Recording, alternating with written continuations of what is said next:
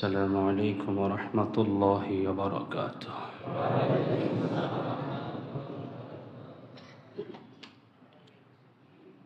الحمد لله الذي جعل الشمس والقمر بحسبان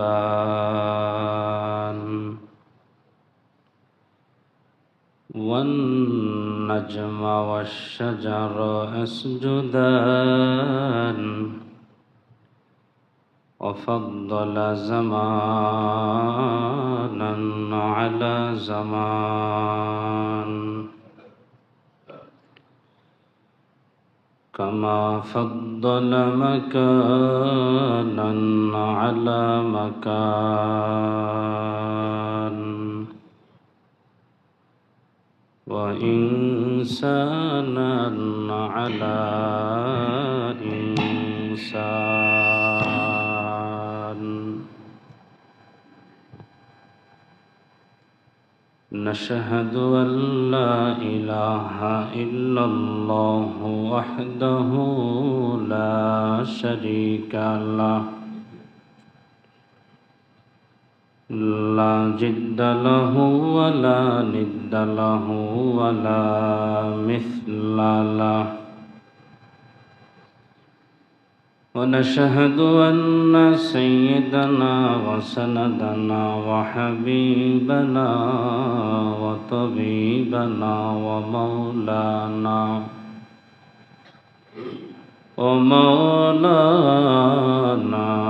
محمدا عبده ورسوله الذي أرسله بالحق بشيرا ونذيرا وداعيا إلى الله بإذنه وسراجا منيرا. فقد قال الله تعالى في كلامه المجيد وفي فرقانه الحميد. সকলে জবান খুলে পড়ি আউযু বিল্লাহি মিনাশ শাইতানির রাজীম। বিসমিল্লাহির রাহমানির রহিম। قد أفلح المؤمنون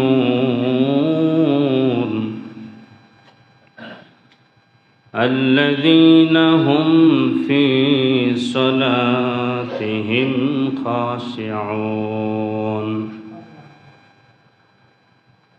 والذين هم عن اللغو معرضون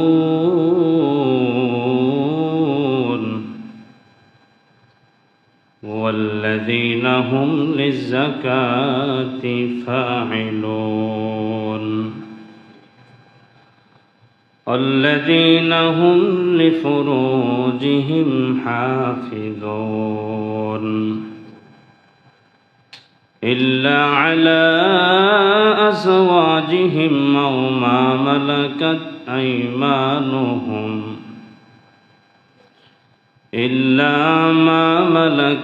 أيمانهم فإنهم غير ملومين.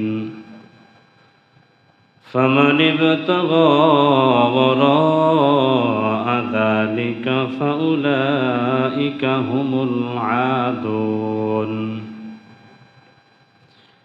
والذين هم لأماناتهم وعهدهم راعون والذين هم على صلواتهم يحافظون.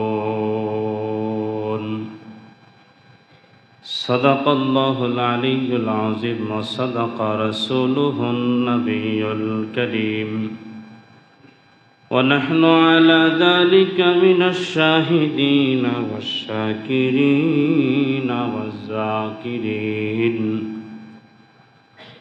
الحمد لله رب العالمين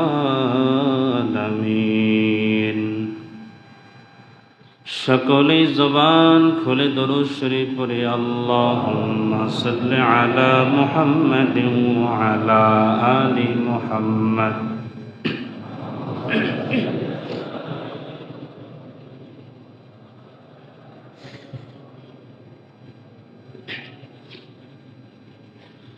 اللهم بارك على محمد وعلى آل محمد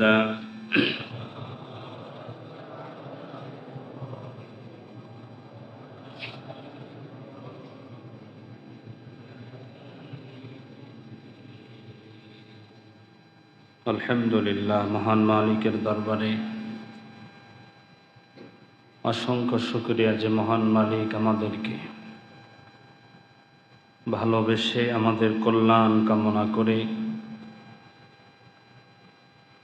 মসজিদে আসার বসার দ্বীন ইলম শোনা এবং শেখার মতো পরিবেশ তৈরি করে দিলেন।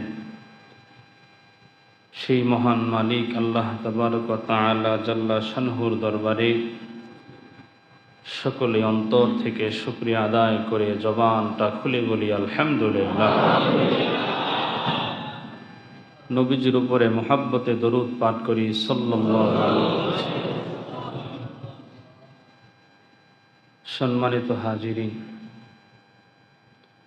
আমরা যারা মসজিদে এসেছি নামাজ আদায়ের জন্য,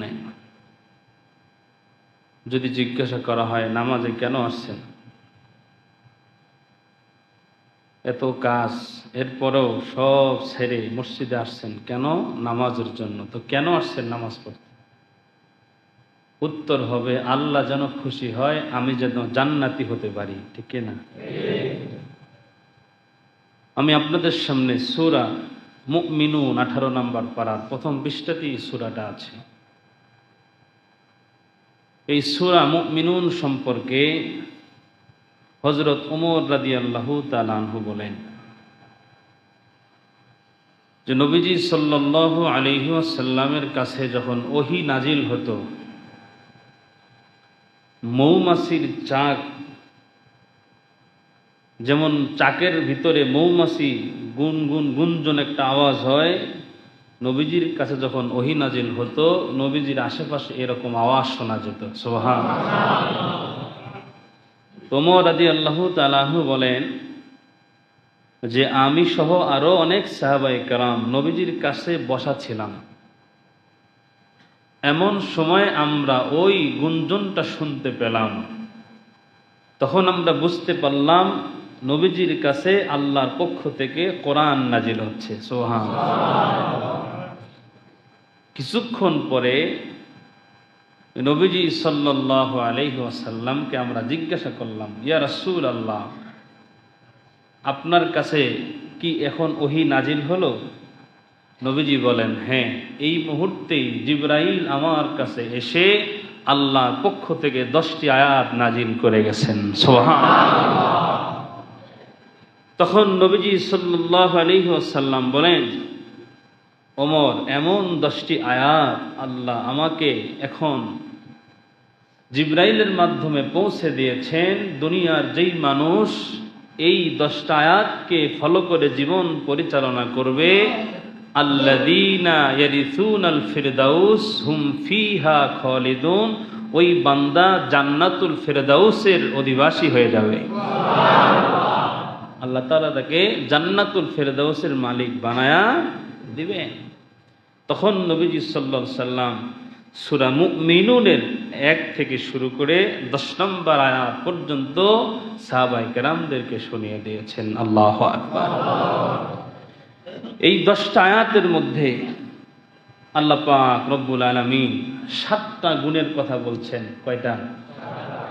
শুনবো শুধু নাকি জীবনে বাস্তবায়ন করব? ও দুনিয়ার মুসলমান ইমানদার আল্লাহর গোলামেরা, তো 1 নাম্বার হলো মুমিন যারা হবে তাদের সফলতা যদি চায়, 1 নাম্বার তারা নামাজি হবে। 2 নাম্বার হলো অনর্থক কথা থেকে, অনর্থক কাজ থেকে মুমিনরা নিজেদেরকে বিরত রাখবে। তিন নম্বর আল্লাহ পাক রব্বুল আলামিন বলেন ওয়াল্লাযীনা হুম লিফুরুজিহিম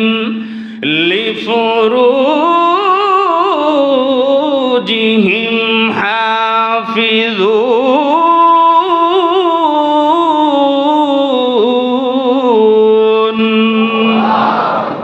তিন নম্বর আল্লাহ পাক রব্বুল আলামিন বলেন দুনিয়ার মুসলমান ইমানদার আল্লাহর গোলামেরা, যে ওই বান্দা নিজের যৌনাঙ্গকে সংযত রাখবে, যৌনাঙ্গকে লজ্জাস্থানকে সংযত রাখবে।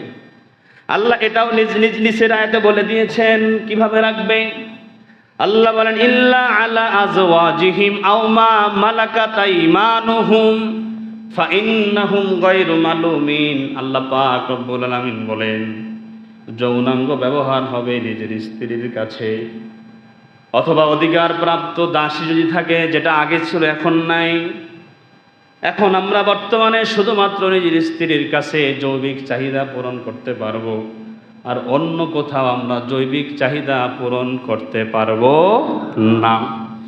তা আল্লাহ পাক রব্বুল আলামিন এই কথা বলে দিয়েছেন, তুমি তোমার জৈবিক চাহিদা কোথায় পূরণ করবে, তোমার লজ্জাস্থান কোথায় ব্যবহৃত হবে। আল্লাহ পাক বলছেন নিজের স্ত্রীর বেলায়, নিজের স্ত্রীর কাছে যেখানে তোমার অধিকার আছে। এরপর আল্লাহ পাক রব্বুল আলামিন বলছেন ফামানিবতাগা ওয়ারাআ যালিকা ফাউলাইকা হুমুল আদুন। আল্লাহ পাক রব্বুল আলামিন বলতেছেন এদের ছাড়া যদি তুমি অন্যকে কামনা করো, আল্লাহ পরিষ্কার ভাবে বলতেছেন ফামানিবতাগা ওয়ারাআ যালিকা ফাউলাইকা হুমুল আদুন। আল্লাহ বলতেছেন তুমি তোমার স্ত্রী এবং তোমার অধিকারভুক্ত দাসী ছাড়া তুমি যদি অন্য কাউকে কামনা করো তাহলে তুমি সীমা লঙ্ঘনকারী হবে। আর আল্লাহ বলেন যারা সীমা লঙ্ঘন করবে আমি আল্লাহ তাদের জন্য জাহান্নাম রেডি করে রেখেছি। নাউজুবিল্লাহ। বর্তমানে সব থেকে বড় গুনাহ যেটা জেনা, পরকীয়ার গুনাহ, ঠিক কিনা? এটা এখন ফ্যাশন হয়ে গেছে মানুষের কাছে। এই গুনাহকে মানুষ গুনাহই মনে করে না। কথা বলেন, কথা ঠিক কিনা? আজকে আমাদের সমাজের মধ্যে বিবাহকে কঠিন করা হয়েছে। কথা বলেন ঠিক কিনা? জেনাকে, পরকীয়াকে সহজ করা হয়েছে। কয়েকদিন আগে তো দেখলাম যৌন কর্মীরা পর্যন্ত করে সংবাদ সম্মেলন করে। যৌন কর্মীরা কি করে? সংবাদ সম্মেলন করে। একটা দেশের ভিতরে যৌন কর্মীরা সংবাদ সম্মেলন যদি করে ওই দেশ কতটুকু অধঃপতনে গেছে এটা বোঝার বাকি থাকে না, ঠিক কিনা? এখন ওপেন করে দেওয়া হয়েছে মোবাইলের মধ্যে পর্নগুলো, পর্ন সাইটগুলো ওপেন সব কিছু। গতকালকের খবর শুনেন আশ্চর্য হয়ে যাবেন আপনারা। আমার শরীরে লোম দাঁড়িয়ে গেছে যখন এই নিউজ আমি দেখেছি। 17, 18, 19 বছরের যুবতী মেয়ে পর্ন ভিডিও দেখতে গিয়ে উত্তেজিত হওয়া অবস্থায় তার ঘরের মধ্যে একটা 6-7 বছরের মেয়ে আসছে। মেয়ে, যুবতী মেয়ের ঘরে ছেলে যায় নাই, প্রাপ্তবয়স্ক ছেলে না, একটা ছোট বাচ্চা গেছে। তার যৌবিক চাহিদা সে ওই ছোট বাচ্চার সাথে পূরণ করতে গেছে। নাউজুবিল্লাহ। কল্পনা করতে পারেন আপনারা?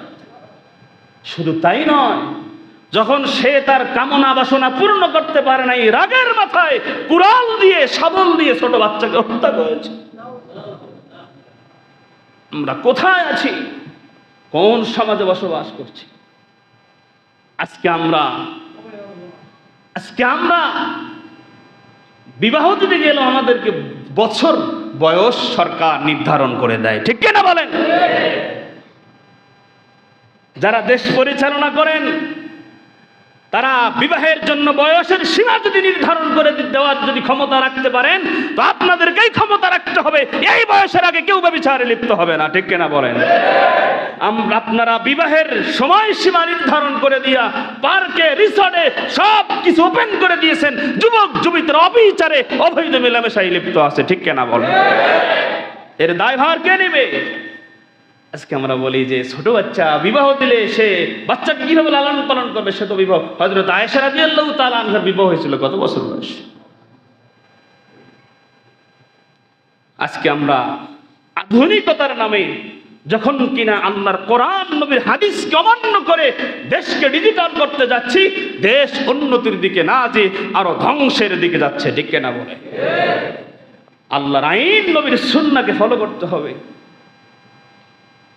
আফসোস লাগে আমাদের সমাজের এই বাস্তবতাগুলো যখন আমাদের চোখের সামনে আসে।